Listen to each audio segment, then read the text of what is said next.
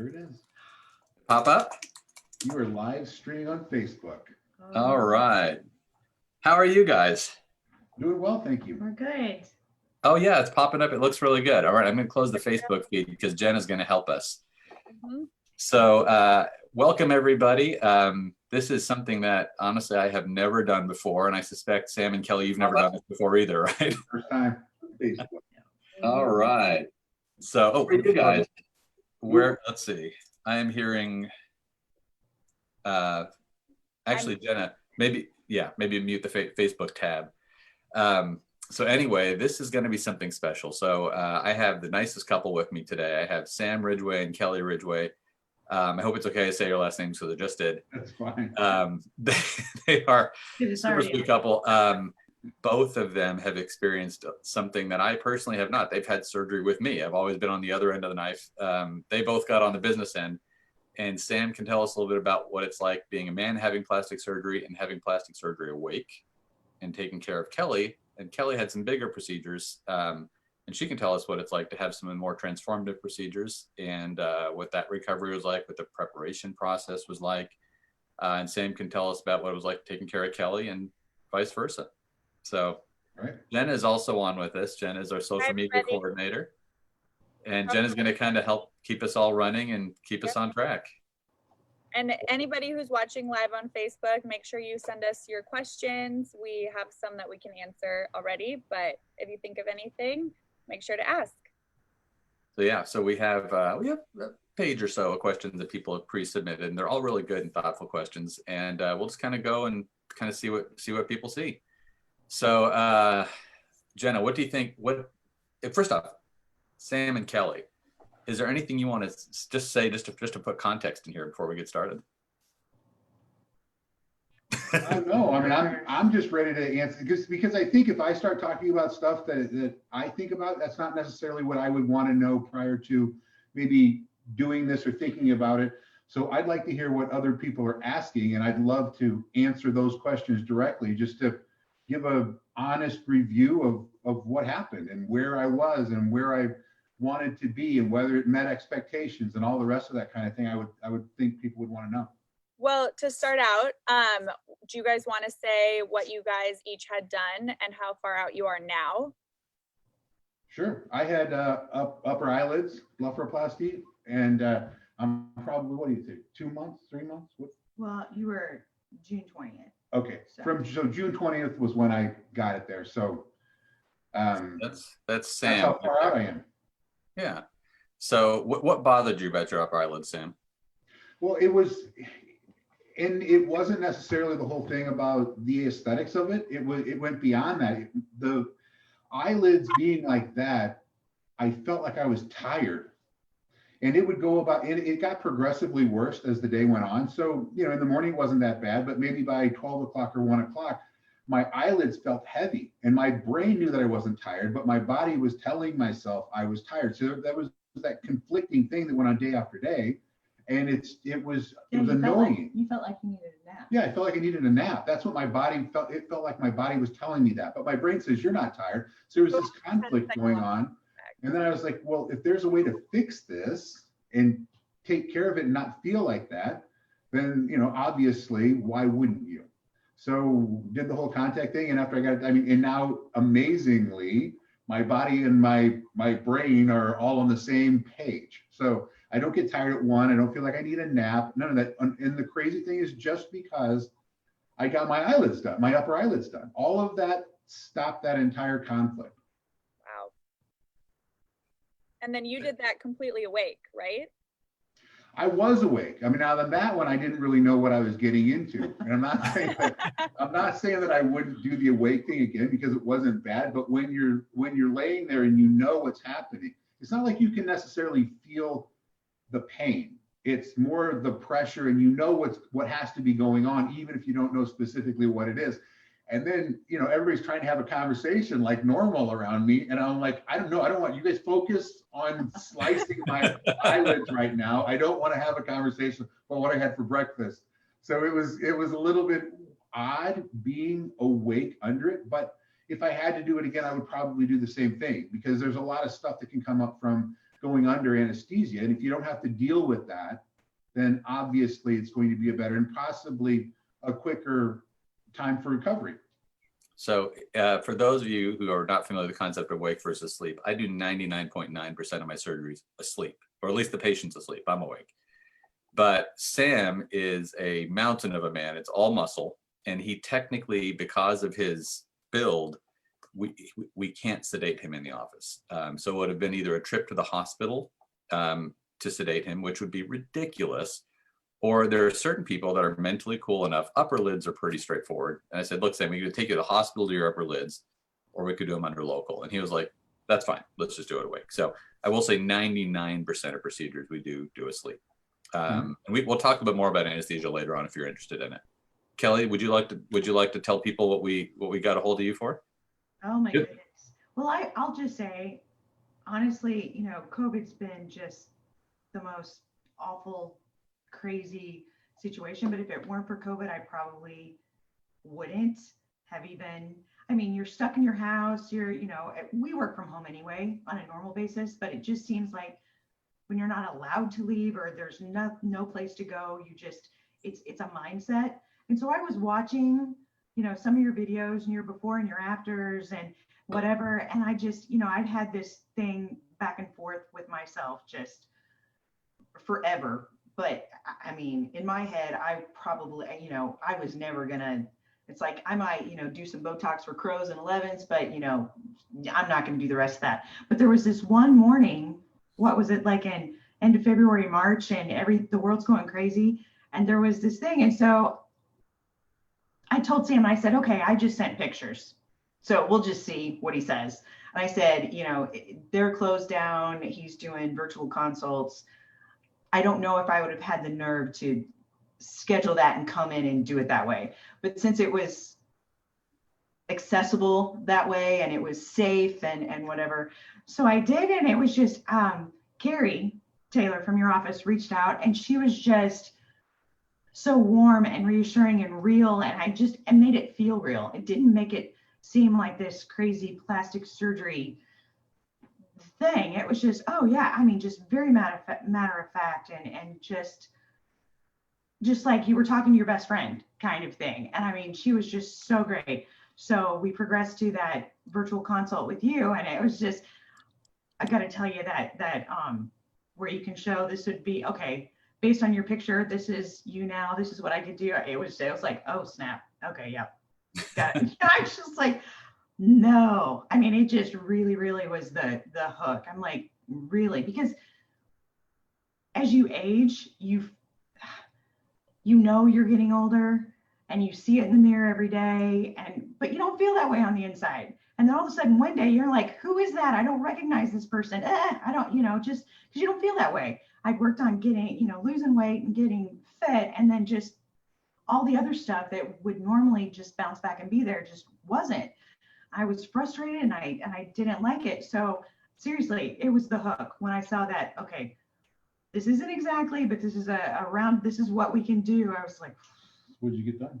So that my neck was just the mess, and my nose, so I did a deep necklift, a lower facelift, and the rhinoplasty. And then at the very last minute, I think the morning of, you suggested, you said, you know, I was looking at your pictures last night. You know, your eyebrow on this side is lower and droopy. Can we fix that too? So yeah, that was see, in me from the husband side, from the other side of it, when I look at these pictures, I'm like, I thought my wife was absolutely gorgeous prior to that. And all the stuff that she was doing, it was like, okay, you don't need to do this for me. Like, I think you're absolutely beautiful. And then to see the pictures here, it's amazing. I mean, honestly, today she'll be sleeping and like, I'll look over sometimes and I will just be like, my wife is absolutely gorgeous. Like, I honestly think that. And I thought she was beautiful before, but after this I think she needed to do it for herself, you know, because when you look in the mirror, there's no reason not to look in the mirror and think, hey, I think I look good today. I mean, that confidence and the rest of the stuff, that just helps you in life in general. But I didn't know it would be such a vast difference. And that's what he said all along. He was like, I think, you know, if this is what you want to do and if this is going to make you feel more confident and better about yourself, then I'm all about it. Do what is going to make you feel good. I think you're perfect the way you are. So it was never one of those, I need to do this for anyone else but myself.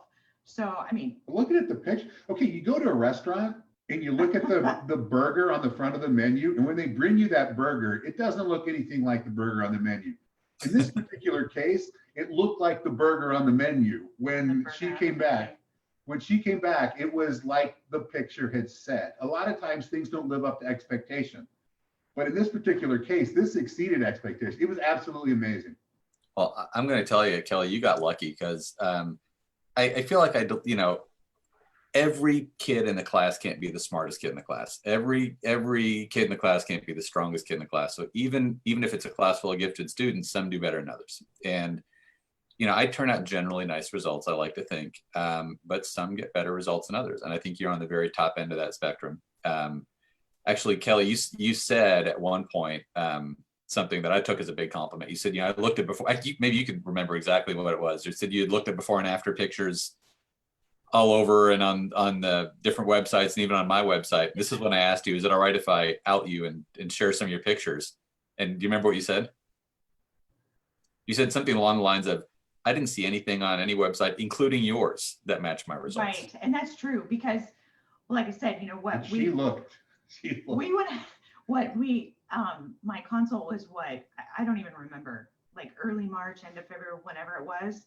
And then I didn't schedule until, well, actually, originally I did in August, and then I moved it up into, July 20th, I think. But the hardest part was once you make that decision, and then you have to wait. And part of it was me and part of it was your schedule. But I mean, during that wait time, and we're still in COVID and everything, oh my gosh. It was like 21 days until surgery. 19 days till surgery. I have a countdown calendar on my phone. But I don't think there is a website, a before and after, from anywhere in the world that I didn't look at. I looked at every before, and then there'd be one that was just really kind of, not yours, but all of them. I'd say, oh my gosh, Sam. And I'd show him and he was like, oh, Well, it's a big decision. Like you've got Right. one shot at this. Right. And if it gets messed up, that's how you are for the rest of your life. So the decision, when you go somewhere, and that's what I told her, we were talking about price and the rest of the stuff. And obviously there's different pricing on so many things. I said, baby, this is your face. Like you're going to have to carry this thing around with you in my mind, price has nothing to do with it at this point in time. I want you to find the best doctor that you can find, and that's where I want you to get this done. Right. And but seriously, the before and afters, I saw some that there was improvement. It's like, wow, she looks good. But then there were some that, you're squinting and you're like, okay, that's a lot of procedure. That's a lot of downtime, or, whatever. And that's it. That's her after.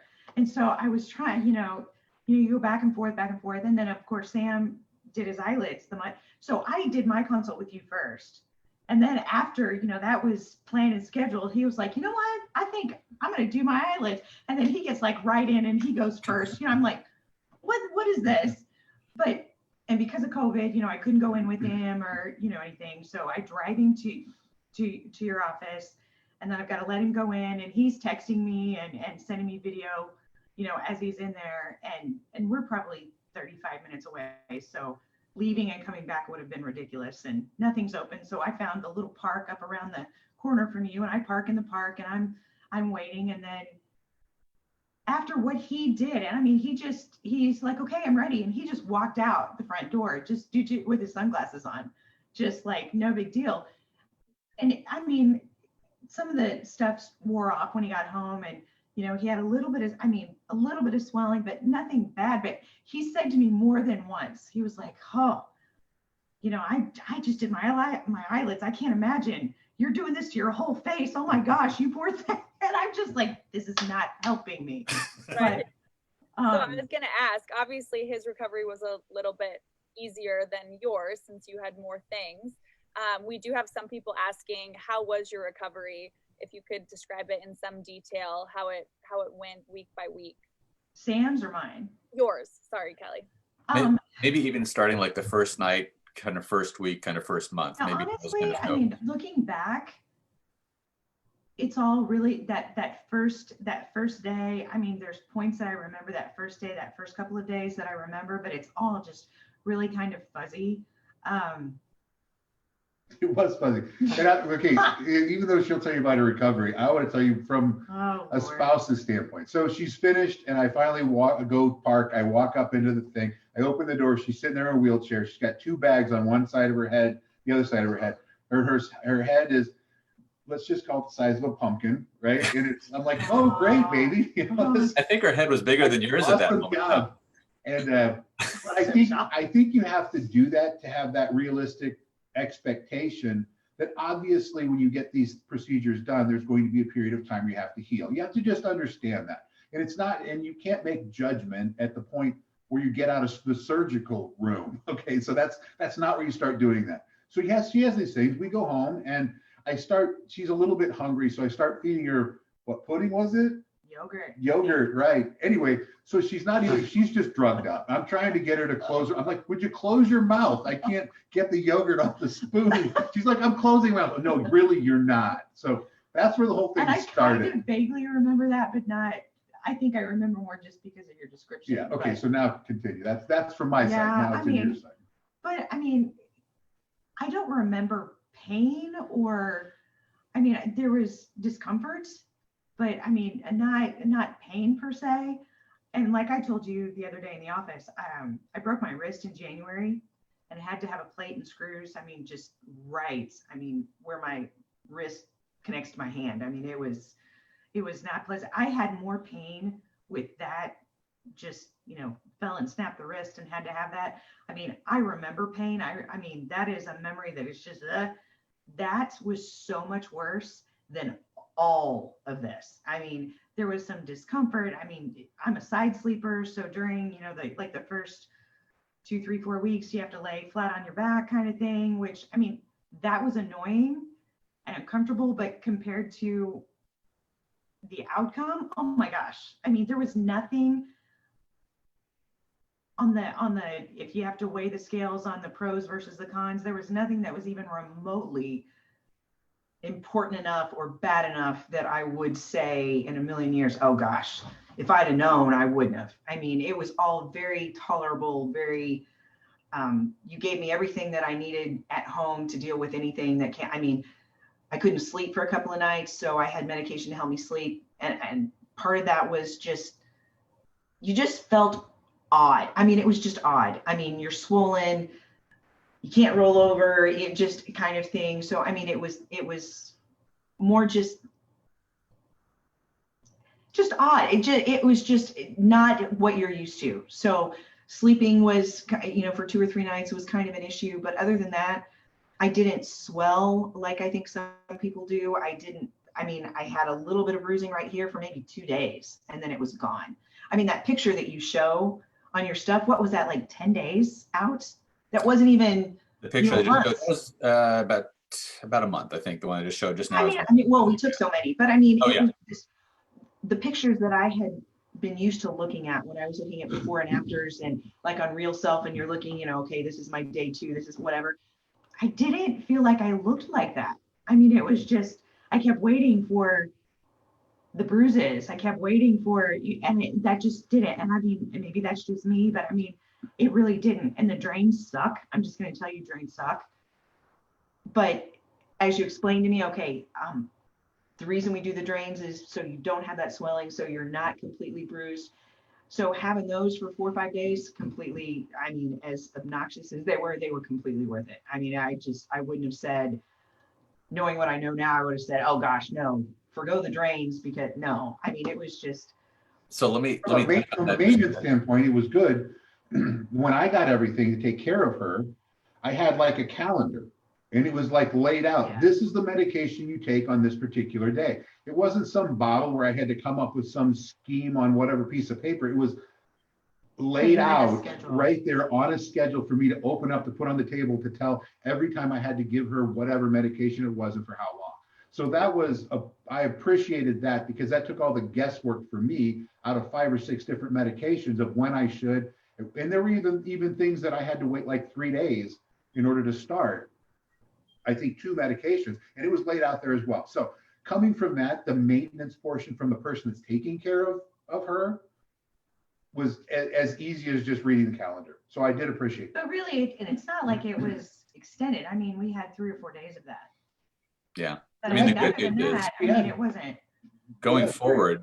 Right, but it wasn't like it was weeks or. Right, but in all the rest of the stuff that's going on, trying to keep somebody fed, make sure they're comfortable, all the rest, the last thing you want to do is go get out your calendar and try to start plugging things into which day is supposed to go on. So it's just, everything was just easy. Everything we needed was there. The calendar was there. When you do things was there. When you start and stop, all of it was just, here you go.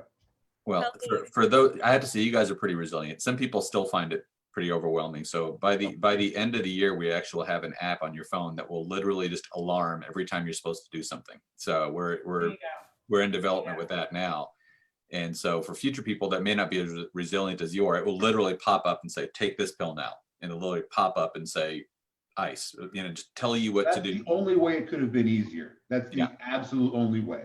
Yeah. Well, and I had the same thing with you. I mean, his was way less involved, but there was still, the antibiotic on this day and the swelling on this day and this many times a day. And I just, you just follow the directions. It's like, okay, I would just, hand him a handful and say, okay, take this. Yeah. And I mean, he's like, okay. You guys you do a good job with that. Well, thank you. So in full disclosure, again, Kelly, you had an easy recovery. I don't see a lot of bruising with anyone anymore, but most people have more swelling than you do. Most people take 2 to 3 weeks before they say, okay, I look pretty good. You look good at 10 days, but. Well, I could still, everybody said that, but I could feel it. So I knew there was more. I'm like, yeah, but I'm so full, the squishy. I could feel it. So I knew that.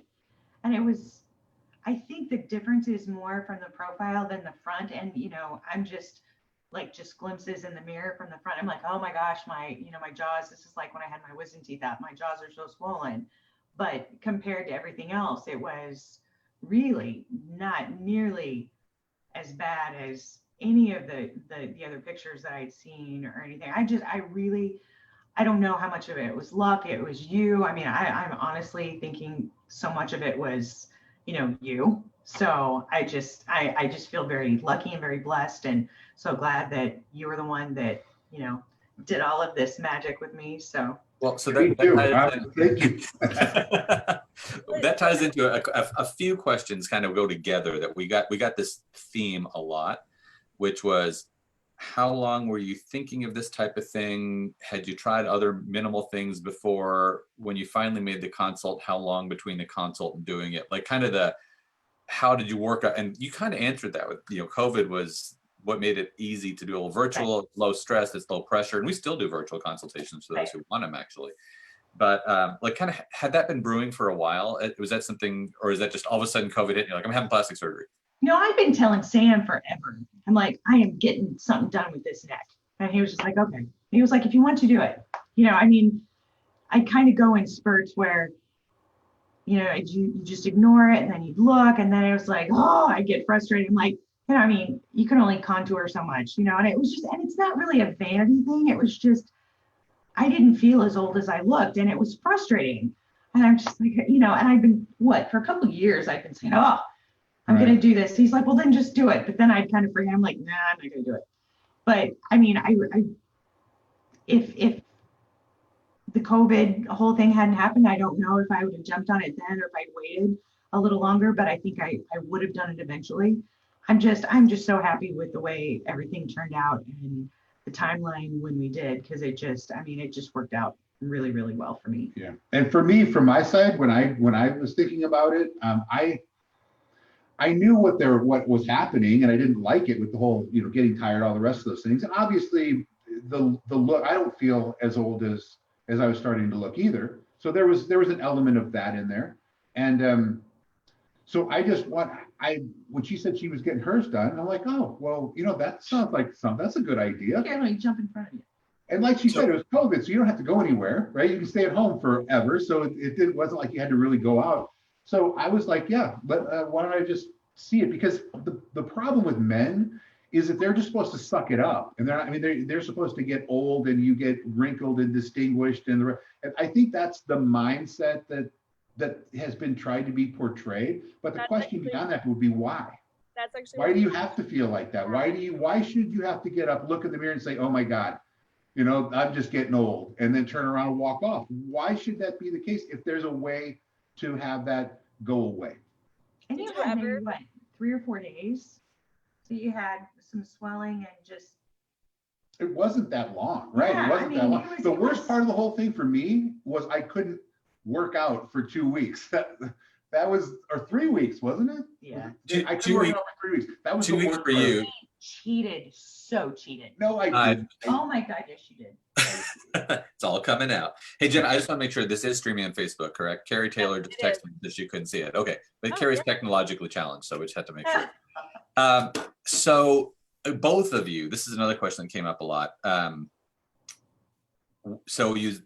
did you feel when you looked in the mirror during the first beaten up stage? And then how do you feel when you look in the mirror when it all comes together? So those are kind of the two. And you actually, Kelly, in one of your emails, you alluded to, like, you know, every time you look in the mirror, I can't remember how you phrase it. Yeah, it's still, I mean, it catches me off guard. It's like wow. I mean, I'm still at that point, and I think I told you that I hope that doesn't stop, because, you know, if you pass in front of a mirror and I catch a glimpse, it's kind of, it kind of still catches me off guard a little bit. It's like, oh my gosh, wow, kind of thing. So, I mean, I'm still at that point. I hope that doesn't go away, because it's kind of fun. You kind of get that little kind of thrill thing. One of the things with me, my eyes swelled so much. My eyes were swollen shut, which I don't know if that's me, because, you know, I had all that other weird stuff that happened with me, but I was so loopy. I was like, blind lives matter. Because I couldn't see. And then I am blind as a bat. Anyway, so that whole, like, first week, 2 weeks where, you know, I couldn't put contacts in, and because of the rhinoplasty, I couldn't have, no glasses or anything. I mean, I was just kind of like in a world of blur from further away I could see. So like in a mirror, I could see that, you know, I was swollen and whatever. But I mean, it was really until I could get to the point where I could put my contacts in that I could even see myself, if I'm being honest. So I don't know if that's a good thing or a bad thing, but I didn't have that freak out point where I'm looking at myself going, because I mean, I couldn't see myself anyway. So, but Sam was pretty honest. He was like, yeah, you're still a little swollen over here. But then there were days he's like, you look so good. So yeah, it's all downhill from here.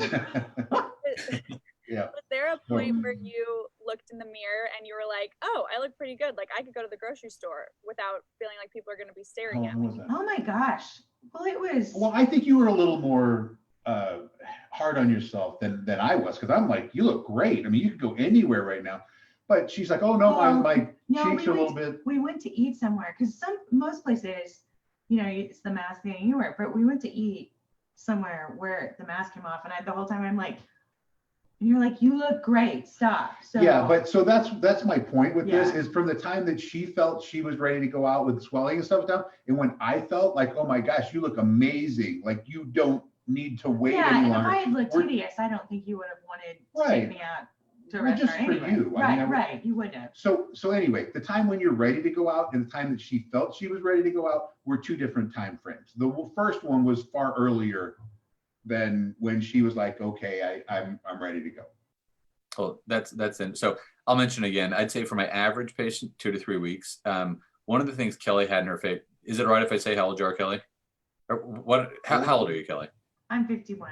Okay, so she's on the younger side. So and she's also, Sam hasn't mentioned what he does. Sam is age management specialist in a lot of. He's not a doctor himself, but he's very into age management, lifestyle management, hormone management. And so one of the things, actually, check out Viking. Is it Live Like a Viking? Live Like a Viking on YouTube. Yeah, check out Live Like a Viking on YouTube. So Sam is reining in his personality as much as he possibly can today. He's phenomenal on his channel. You should watch him, actually. Thank you. You're welcome.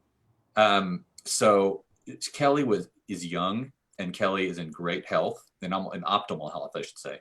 And so my favorite age to do facelifts, it's going to sound crazy, 45 to 55, like favorite age to do facelifts. The second I say that, someone usually asks, well, what about us 65-year-olds? Absolutely, bring it on. You'll look great. 75, if you're in good health, absolutely. But you're not going to bounce back like Kelly did. So a 65, 75-year-old will look fantastic in 3 or 4 weeks. A 45-year-old, 50-year-old looks fantastic in like 2 weeks. So it's just like anything else, you know, breaking a bone, spraining an ankle. If you're a little bit older, it takes a little longer for you to get over it compared to if you're a little bit younger. Yeah. Right. Well, Anesthesia. I wouldn't have done anything differently outside of maybe not scheduling it out as far. Because that was another question. The anxiety. When you pull the trigger, you know, you say, okay, I'm going to do it, and then you schedule it, and then you're waiting months for it to happen. It's just the second guessing, the questioning, I'm literally looking at every before and after, you know, everything you can find and read on the internet. But on the other hand, I think that's good that I did, because I think every possibility, I mean, I don't think anything would have been a surprise, just because I had just filled my head with as much as I could find from all over the world. So I think that was good. But if I had to do it again, knowing what I know now, I wouldn't have waited as long. It would have just been, let's just do this and go, instead of waiting as long as I did. So then I do it over again, absolutely 100%. Jenna, go ahead. I'm sorry. It's okay. We do have a viewer asking a couple questions that both of you, or all three of you, could probably answer. So she said, is the lying on your back when you sleep because of the nose job or the other surgeries? So Dr. Nayak, you want to answer that one? Yeah. So with facial swelling, we want to try to get the swelling out of the face as quickly as possible. And if I had only done Kelly's nose, and actually one of the things that makes Kelly's transformation, I think, particularly meaningful, is that it's not just the face, it's the face and the nose, and so everything goes right together. She was very, very good to let me just kind of do what I wanted to do. As a matter of fact, the last minute, you know, literally on the way into the room, I said, hey, is it all right if I like maybe do an asymmetric brow lift on you? That was not even on the menu. And she was like, yeah, sure, why not? That was nice of her.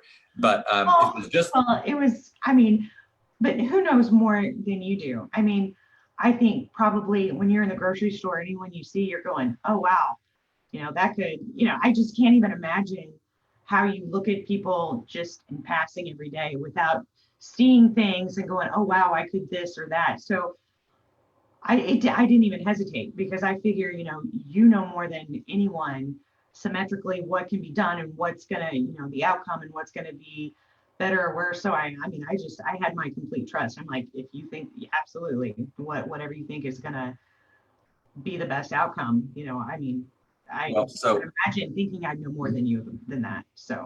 If it had been just the nose, we would have actually had Kelly sleep on an incline. So with Sam, on your recovery, we told you probably sleep elevated on a couple pillows. Mm-hmm. When we start working on the neck, especially when I'm doing my deep neck lift, a deep neck lift is really about the foundation. And so some of the lymphatic drainage is altered temporarily when we work on the neck in that layer.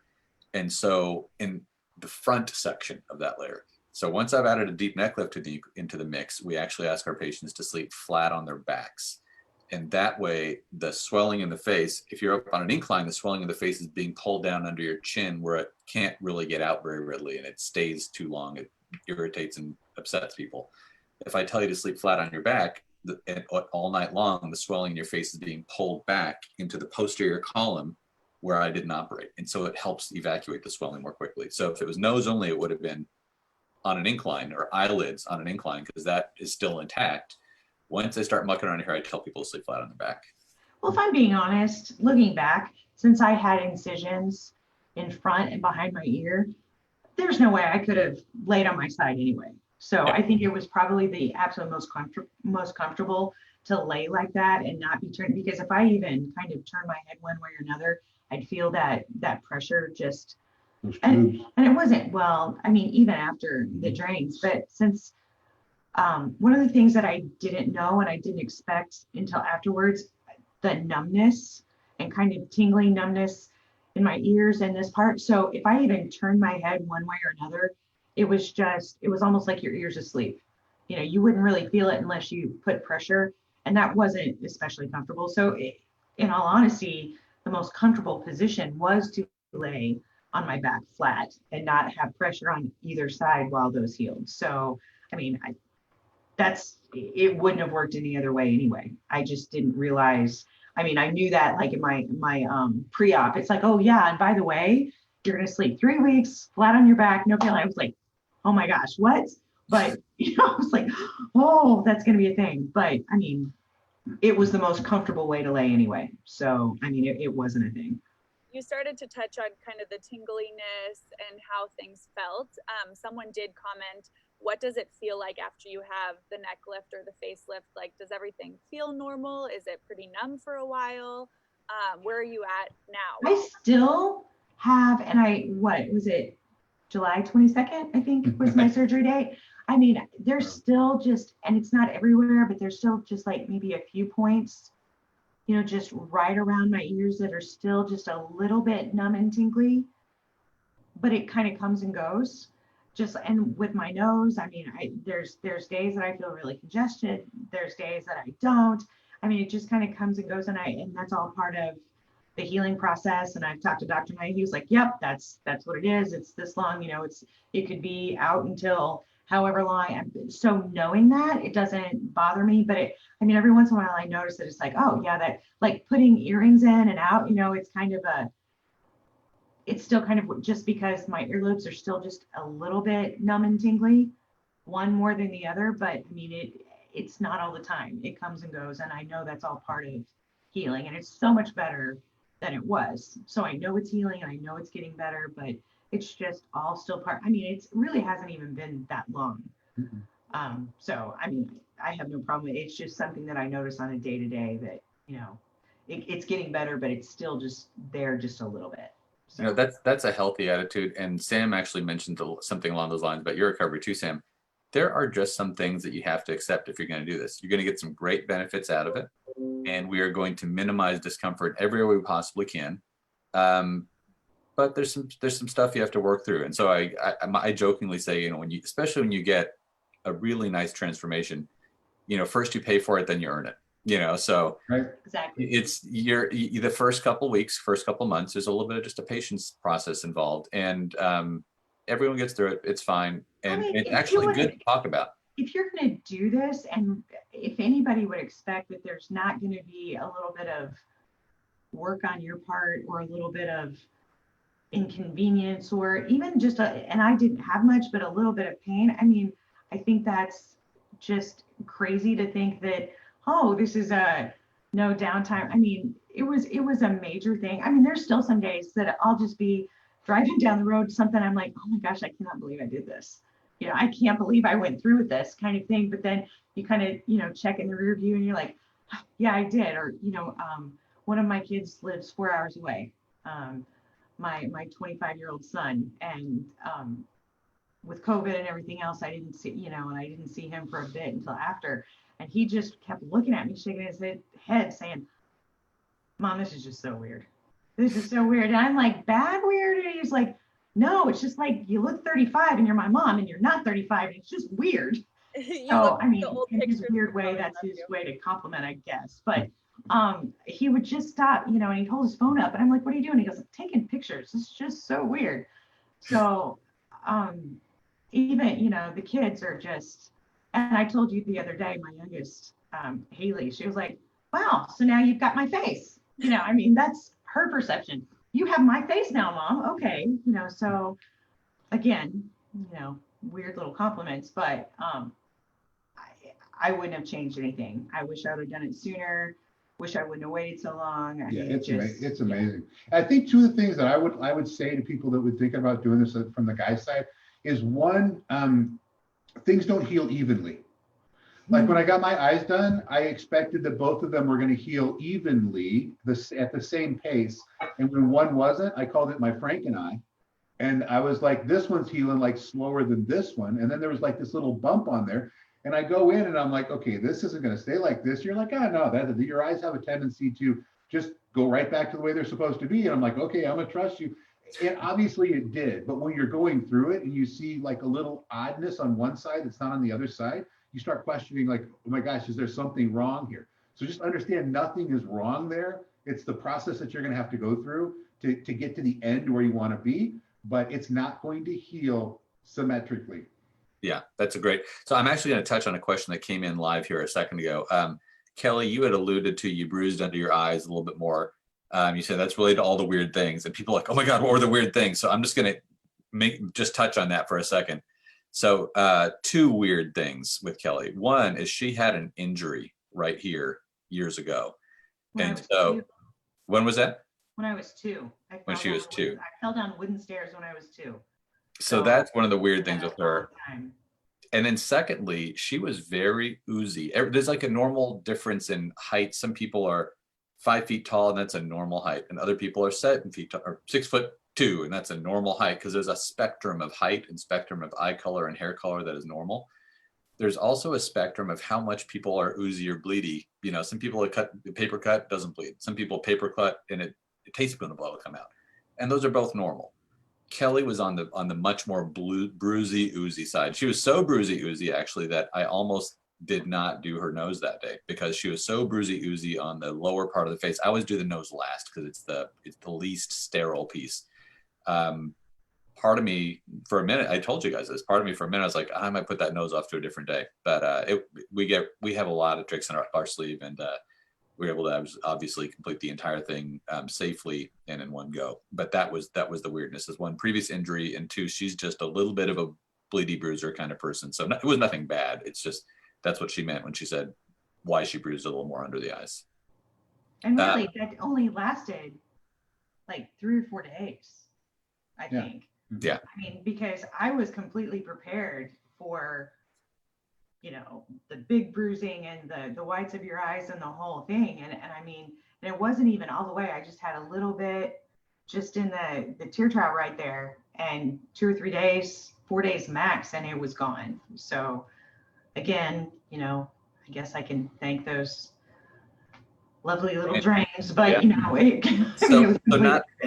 not to be too technical, but about, was it 2 years ago or 3 years ago now, September is 3 years. I think I was the first facelift surgeon to start using a particular medicine in the numbing medicine that helps prevent oozing and bruising, and it's called tranexamic acid. And I now have a couple papers on it, and like the entire plastic surgery world is using it, but it started in St. Louis, that intra-tissue use of it. And that's really, I think, the big key that allowed us to get away with doing everything for you despite your oozing tendencies. So Sam talked a little bit about having surgery wide awake. And I said, you know, well, we do everybody asleep except for just the rare person. But when I say asleep, actually no one's under general anesthesia. So this is a topic that a lot of people get very interested in terms of what was the anesthesia like? Did you feel anything, remember anything? Because it's not general with a breathing tube and a ventilator. You're breathing for yourself. I would call it deep sedation. So you are so asleep, it's not like conscious sedation where you're aware.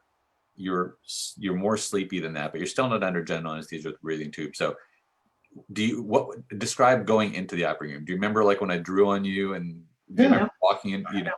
I remember all of those things, and I was awake. In the thing, I felt awake though. I felt awake, but I didn't feel. You were under local. You were truly awake, Sam. You were completely awake. We didn't give you anything. Right. Like I was fully awake. Right. You were fully awake. So you're as conscious as we are right now. Right. Kelly was in that was in that deep sedation state. Do you remember me drawing on you before the surgery?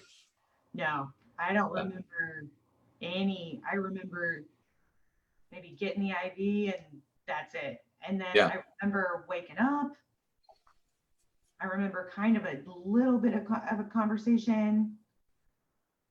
Just, you know, coming home. You were lucid when you were talking to me in the truck. The crazy thing was she was talking to me in the truck and she was making perfect sense, talking about, don't you remember about this? And it was correct. But I don't remember. Well, you couldn't even eat yogurt. So obviously. Well, the wheelchair and the pump, I mean, I don't remember any of that. I remember trying, because Sam's got a giant beefed up truck. And I remember you brought like a stepping stool in case I would need help. Yeah. And what Julie's like, no, I'm good at pushing up. I mean, I remember kind of a funny thing trying to get up in his truck. But other than that, I don't remember anything until the yogurt. I remember the yogurt, which was hours later. But there wasn't any pain. I just had like a very vague recollection of the whole Yeah, waking it up and was getting home. It was to the point to where I gave her yogurt and then she went to sleep, and it was like 2 hours later where I came up, asked her if she was hungry again. Anyway, she thought it was the next day. It was 2 hours later, but she thought it was the next morning. What time it was. Oh, and I probably said something like 6 o'clock, and she thought it was 6 a.m. So that's how loopy she was when she came back and I out. said, well, But you didn't really complain about pain. You said I probably, and then I said, well, I should probably eat again because I'll have to take medicine. And you're like, okay. And then he gave me, I wasn't hungry, and he's trying to give me yogurt. I'm like, no, I don't want any of that. And he said something. I'm like, well, what time is it? He goes, well, it's almost bedtime. I'm like, well, I thought it was more. I mean, I remember that because I was so. But she didn't complain about pain when she came out. Like that wasn't an issue. Like, oh my gosh, I'm hurting so much. That wasn't. I mean, there was pain and stuff, and not to an excruciating level, but just it didn't feel great. I'm sure, but that didn't come to a while longer. Well, honestly, the only pain that I think I had is, I think I told you I had one, maybe day 2 or 3, I had a horrible headache. And you're like, no, that's from the brow, and because I had some staples from that. And I mean, but if I hadn't have had that, I don't think I would have You didn't had. like the tubes. You hated the tubes. Yeah, but it's not because they hurt. It was Let's talk a little bit about the tubes, because they are obviously not my greatest marketing point, right? So if all else was the same and you had 2 doctors and one doctor said, I can get you those exact same results with no tubes, and the other doctor said, same results, same cost, but you're going to wear these tubes around for 4 or 5 days, it would be a no-brainer, right? Like, it's a terrible marketing point to have to use these drain tubes. But when you told me the reason, and if we didn't have those and what it would have been like, I would have still said, you know what, it's worth 4 or 5 days to. So for those of you that are not aware of what they are, they're little silicone tubes. They're literally tubes that are under the skin in the areas where blood tends to pool. And what a bruise is when blood, if you scrape your hand or open up a blister, it kind of bleeds on the inside. Well, when we're done doing surgery and we put everything back together, there's some raw surfaces in there, and they will ooze just a little bit. And blood that is not inside a blood vessel, that's just kind of sitting in the tissues, that's what creates that purple maroon stain of bruising. And so these tubes, they help wick away any little drops of blood. That's why people hardly bruise. So you didn't bruise in your brow or in your neck. The only place you bruised was under the eyes, where I can't get one of those tubes to be, right? And that's despite you being a very bleedy human being, very bleedy, bruisey person. One of my most, like I said, I almost didn't do the nose that day. The other thing that they do is they prevent little fluid accumulations that can cause nuisances that last for weeks. So I take it as when I did my first 8 years of practice without using them. And then I added them in about 9 years ago. And at the beginning, I would tell people if they're a little nervous about it, I'd be like, well, I didn't use them for the first 8 years. We can skip them on you. And now I've seen how much they improve the recovery that I just kind of own it. It's like you have the negatives, like the numbness here and there, or like I just own it. Yes, I use them. It also prevents us from needing pressure dressings. So in the old days, we'd have to wrap people's heads with big, fat, mummy cotton and real tight and push it all together and all that kind of stuff. Now, because those tubes are in there, they're kind of creating suction. The atmosphere is the pressure dressing, and it's much less confining. So if you don't do the tubes, you have other negative stuff, the strength dressing. And then in my research, all of those, and I was so relieved that I didn't have to have that. I think one of the things with the drains, I was like, oh my gosh, I was asleep when he put all these in. When they pull these out, this is going to be, you don't feel it. Yeah. We actually have a video on YouTube of that. Okay, 3, 2, 1, and I'm waiting, and she goes, "It's out." I said, "What?" I mean, I really, you don't feel it at all. So I think that was one of my biggest apprehensions, because I was just so afraid of, okay, this is going to be a thing, getting these out, and it was nothing. I mean, looking back, they weren't fun, but all the good that they did, I'd be a fan. Say, yeah, absolutely. It's just part of it. So did you guys have to do anything with the drains at home, or was that all taken care of when you would come in for your follow-up visit? Do we have to what? We didn't have to, there were, if this happens, take a picture and, my text it in or whatever, but we didn't have to do anything. My instructions were, if she starts to look like a bullfrog, or the tube things start getting full, or that the suction is not in them, and you don't see the suction on the side, like it's indented on to show that it's actually pulling stuff out. Those were the indicators that there was a problem. Other than that, just right. You had to carry them around. None of the things that could have happened that we were watching for did happen, so we didn't have to do anything. So with that, I will say, having done this for 16, 17 years now, all the things that we tell you, you got to watch out for this, watch out for that, I've seen them all. I wish I could say I'm a surgeon with no complications, but I do a ton of this stuff. So if it happens 1% of the time, I'm going to see 1 or 2 a year, Right. And when you're young in practice, you fear that. And I still don't want it now, but at least now I have the confidence now, okay, I can deal with it. If it happens, it's not my first one. It's something that I know exactly what to do. I want to touch a little bit. You both went through General Gina. Gina is our preoperative preparation woman who is just by the book. So you talked about Carrie already. Carrie is one of our 3 consult coordinators that helps bring people into the consult stage and kind of educate them and get them all the way up to preparing for surgery. General Gina takes over for actually rubber meets the road, getting you prepared for surgery. What was that process like for both of you? Well, I didn't actually have Gina because the day I came in for my pre-op, she was out, so I had Julie. Oh, okay. It was just equally matter of fact, and this, and you understand this because this is this, and this needs to happen, and you must, and but I appreciated that because there was no question. There was no, is this for real? Or it was she was very clear on this is a must, this is a must, this is a if you can. But this you must do. And it took all of, there wasn't any confusion or question. It was very, all right, this is. We call her the honey badger. So there's General Gina and then Julie's the honey badger. Yeah.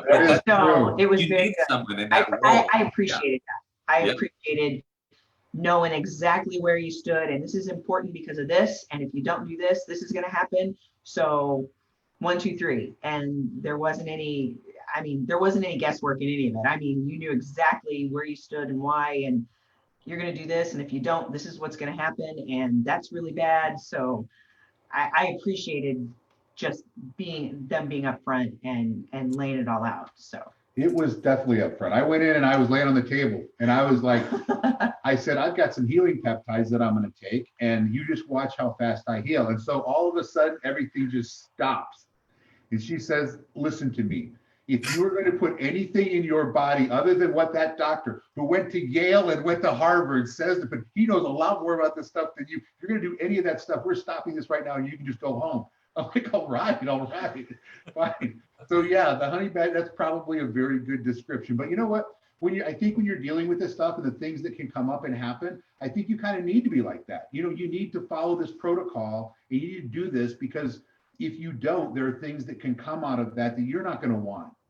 So I'll just dovetail into a couple things. One, you guys said this earlier. There's work on the patient's end at the end, and how the outcome comes out. When I'm with my last stitch and I walk out of the room, your fate is not sealed. Your fate continues to evolve with how good of a job you do afterwards. And 2, there are certain situations a person could get themselves into that I may or may not be able to completely remedy, and it might affect the quality of the result. So that's why we're so particular about those things. I think it's important on our end, and I really appreciate both of you, by the way, being so frank and transparent about here's the yucky stuff, here's the good stuff, here's how it was good for me, here's what was freaky, because in the recovery process we are really super transparent. Like if I'm worried about something, you'll know. And if things are good, well then you can trust them when I say things are good.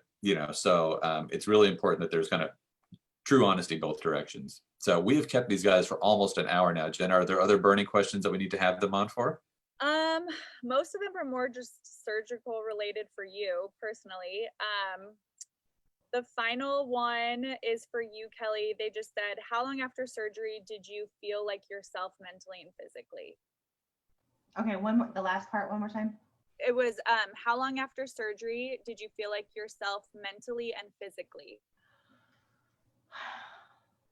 It really wasn't that long. Like I said, there was, areas that were still a little numb that I would notice and stuff. But as far as going out and running errands and taking care of our grandkids and feeling like we could go out to dinner and that kind of stuff, I'd say what, maybe 2.5 weeks after. A couple weeks or so. Yeah, it was just, hey, I'm going to go to Home Depot, or, I'm going to go get the kids, or just, I was back taking care of the grandkids and running errands and doing all the things.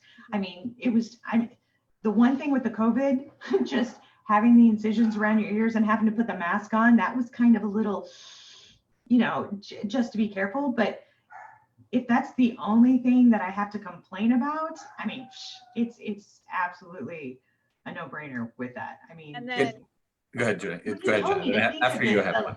When you asked me to think about the little things, the good things, the bad things, I really had to sit down and think, and try to remember things that were, and they are things that I would have wanted to know, going in, but it really took a lot for me to sit down and think about. And it's things that were just maybe a little unpleasant or anything, just to be able to share that. But those are not at all the things that come to mind. Right. Or when I look back and think about the whole thing, none of those things or anything that, come to mind first. It's like, oh yeah, I remember this and that. I really had to sit down and kind of, oh yeah, there was that, or just, but it was nothing that overshadowed any of the positive at all. Right. Not even close. And then Sam, you briefly touched on this. We had someone write in and they just said, I'm a man who has some things that they're self-conscious about. They've considered plastic surgery, but they do feel like there's a stigma with men getting plastic surgery, and most of the people they see are women. What would you say to someone who is a little nervous to get it because they feel like it's mostly just women who get plastic surgery? Gotcha.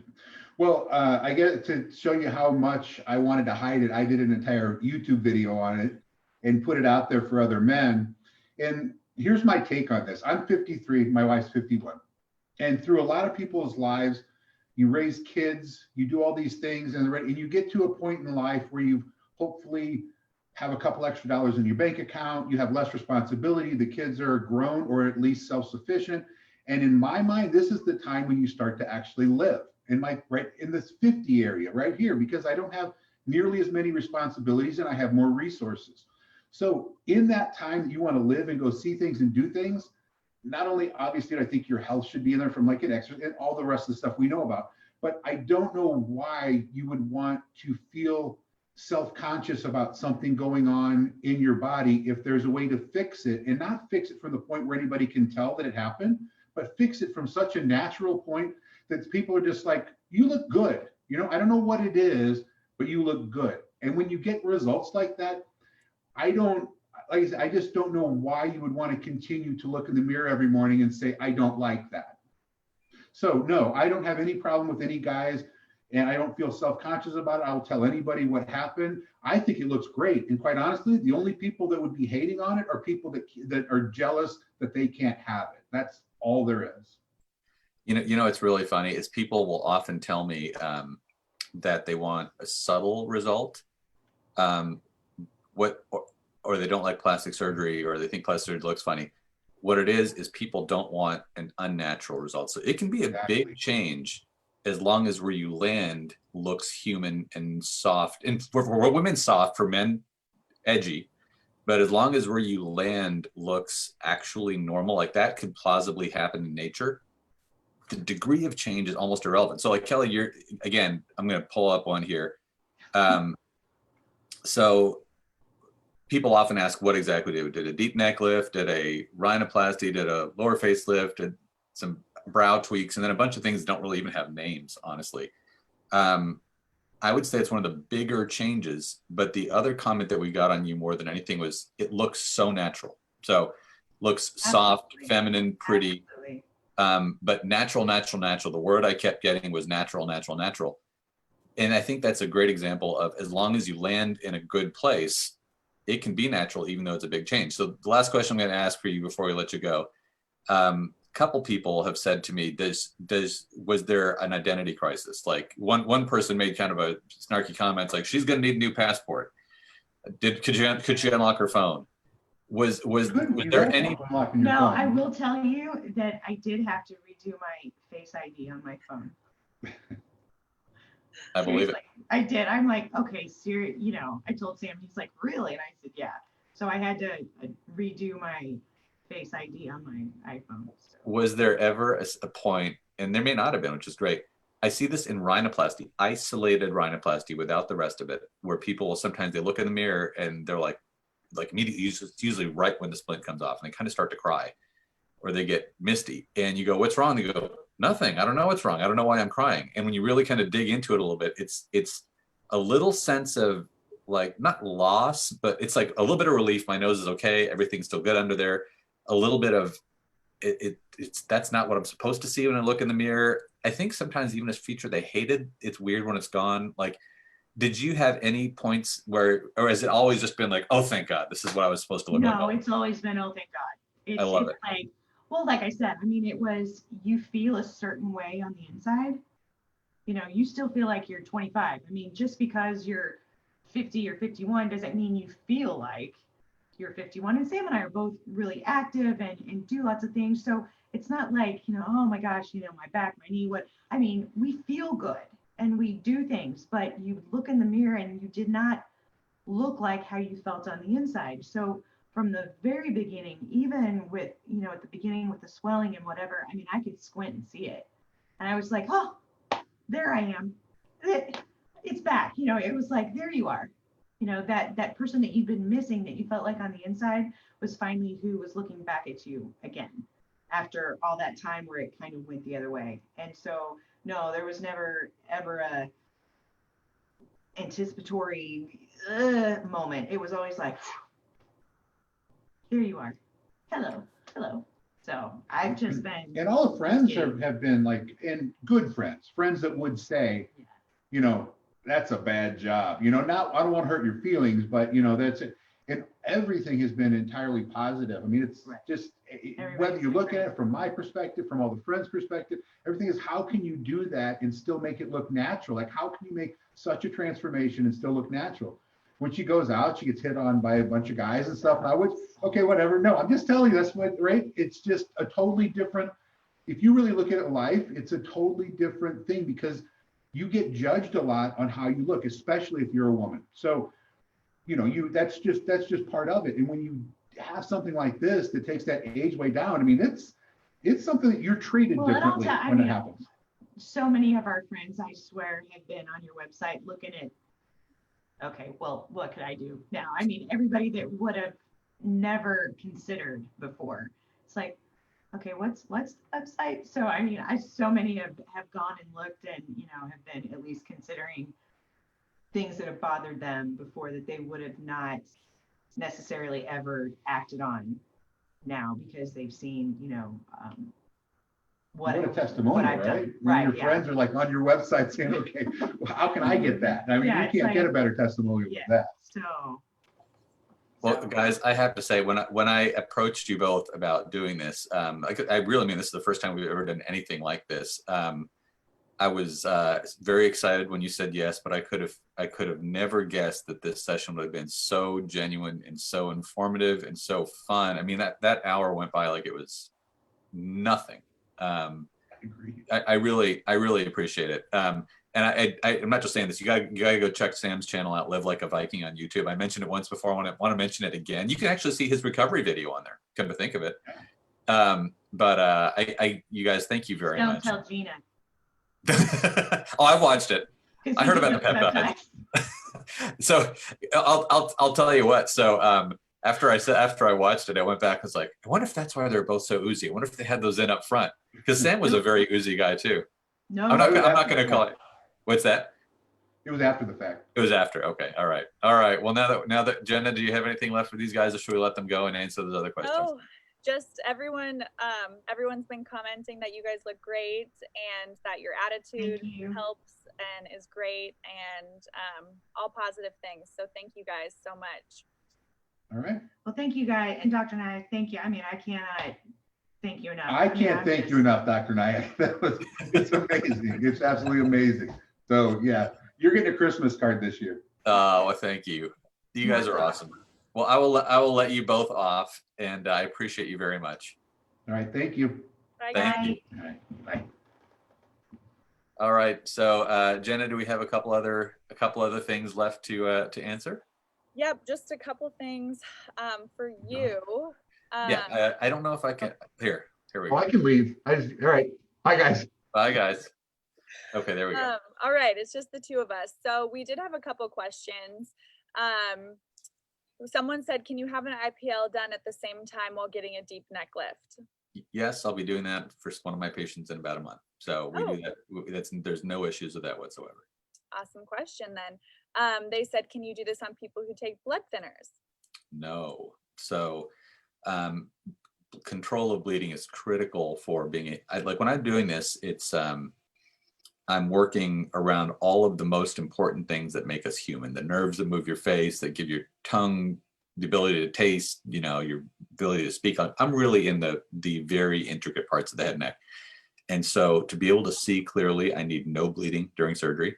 And after surgery, they kind of alluded a little while ago to what if you get a bullfrog look or the tubes fill up. We don't want bleeding to start after surgery requiring emergency treatment.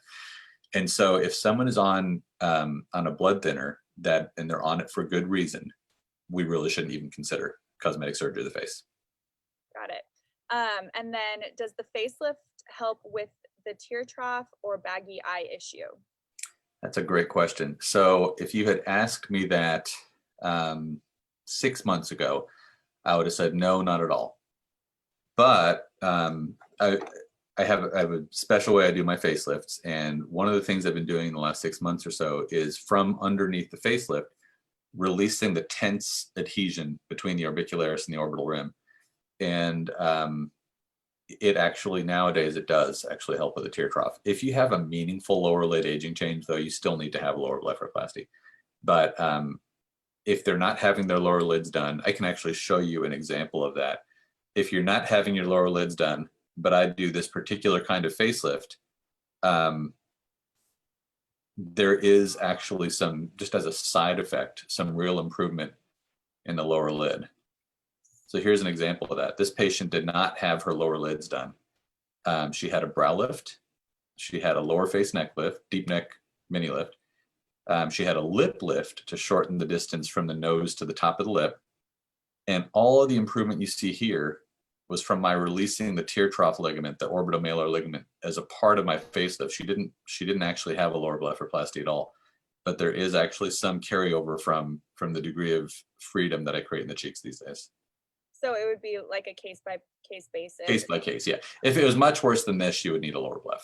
And honestly, if I did a lower blepharoplasty, it would be even better than this, but not by much. So this is one I advised her against it. I said, I think we can get enough improvement without actually taking that other piece of the procedure on. So now this person is asking, are there other options for if they need jawline tightening, but they don't need a ton of tightening? Do you have other options besides the deep plane or the deep neck lift? And what are those other options? Yeah, so it kind of depends on how the person is built. So if they are young and have good springy skin, here's a good example. That didn't share. I'm not sure if the right thing shared. Let's try that again. There we go. So this kind of build where they have nice springy skin and heavy fat under here, I could actually just do liposuction, and this person would do pretty well because their foundation is a great shape already. So when you get this skin to sit along that foundation by getting rid of the excess fat, thinning it down to about this layer, which is appropriate, that person would do great with liposuction. They would also do pretty well with cool sculpting. Cool sculpting can destroy this fat right through the skin with no needle sticks. So that's pretty good. By the time they get here, if we did something like cool sculpting or liposuction, there's just not that much excess fat, and the true structure of the neck is more diagonal. So that person would probably be underwhelmed with that. I can push liposuction a little bit to capture this if I also use some radiofrequency tightening and a little bit of internal suturing, and that combination is what I call lipotight. Lipotight is good for people that are maybe in their 20s or 30s. So this is a good lipotite example. There we go. Good example. Pre-op, 3 months, 6 months. This person, a good lipotite candidate, has nice, really good skin texture, little bit of fluffy baby fat. And when we do that procedure in the 6-month category, it can look really good. So that if it's this, that's great. If you're kind of mid, late 40s, 50s, and the skin elasticity isn't this good, it's probably not a good match. So another case-by-case basis. Case by case. So that being said, you are welcome to text us in on our main number or contact us on our web question form or DM the practice with photos. And we're happy to give you all the information you want. We do a lot of just kind of free, here's what we would do. So happy to do it. And then just a couple more questions. How long does upper eyelid surgery take? Upper eyelid surgery, if your surgeon knows what he's doing, believe it or not, it can be done in 30, 40 minutes. If you don't know what you're doing, it can take hour and a half, 2 hours. If you know it, it's like almost like anything else. Like the better you are at it, it seems like it's easy, but it's because you're better. So 30, 40 minutes. Did Sam's take a shorter amount of time, being that he was just under local, or about the same? Good question. So Sam's total time in the operating room was about an hour. If we had made him sleepy, it would have been about an hour and a half total time. But the actual surgery time is the same either way. Cool. And then finally, back on the drains, we knew people would have lots of questions on these. They just said, how big are the drains exactly? They are, the tube for the drain is about maybe a little heavier, not much, than iPhone charging cable. Okay, maybe a little heavier, not much, than an iPhone charging cable. And actually, the way this is set up, it looks huge because it's too close to the camera. So there, maybe a little heavier, not much, than an iPhone charging cable. But they are, again, they're a terrible marketing thing, but I'm very open about saying that I use them because they prevent me from having to use pressure dressings, which cause all kinds of problems all by themselves. And they prevent bruising, they prevent delayed fluid accumulations. They have made my results better. It's not just about an easier recovery, it's a better result. Right. They're daunting and they look kind of creepy, but they're for the best, right? Absolutely. As a matter of fact, if you really want to see what they look like on the Nayak Plastic Surgery YouTube channel, there's a couple of videos that show what they look like, show them being removed, show the lady just not even realizing we took it out. They're all on there. I believe if you're going to go through this, you really need to know the true ins and outs, the pluses and minuses, so that when you ride through the process yourself, you'd be like, yep, that's what I expected. We don't want to hide anything from anybody. Definitely. All right. Well, let's see. Good program. Everyone's saying thank you. That was awesome. So I think that concludes all the questions, all the live questions. Good. Well, thank you guys for watching. Jenna, thank you for coming in on a Sunday and making all this happen. Sure. I really appreciate it. Fun. Yeah. So again, if you have any questions at all, you can type them in the comments below. If you want, like I said, I do this all the time. You can DM pictures in to the practice and write through the Facebook page. You can DM pictures in, or you can text them into our main phone number.